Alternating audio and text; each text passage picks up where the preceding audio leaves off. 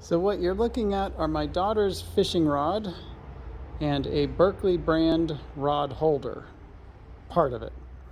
And the reason you're staring at that is so I can talk and let you know what the next project is for my, I don't know, it's an early 80s Columbia fiberglass fishing boat, 13 feet by about 4 feet.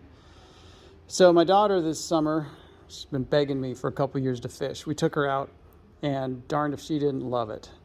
And in fact, she actually outfished all of us. So this is her rod, and not very exciting, kind of simple little Shakespeare micro spin, but we put a different reel on it for her. She can cast like crazy. I mean, she really took to this, but her arms fatigue. So we'd be out there cruising around and her arms like, Dad, I need help, hold my rod. So I bought the Berkely rod holder. It seemed most appropriate for this little boat. And now for the real reason of the video is here's the rod holder. So how in the world are you going to get this on this old boat? So I built a little bracket. And it's a little T-shaped thing. There you go. I'll just kind of zoom around it here. Very simple. And so there's the handle you can see on the back side.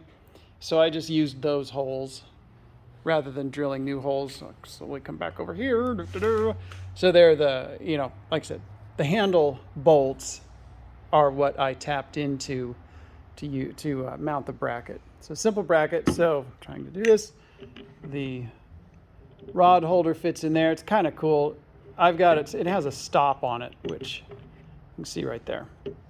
Well, the stop is inside. So you get it in there, rotate it into position, kind of press it down. Oops. Make it so you can actually see it. And then the rod just clicks into place. And now we can go trolling, and when she gets tired, she can use that.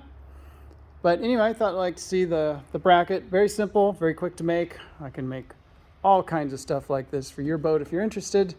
And I got another video coming up, so I can get to going on that. See ya.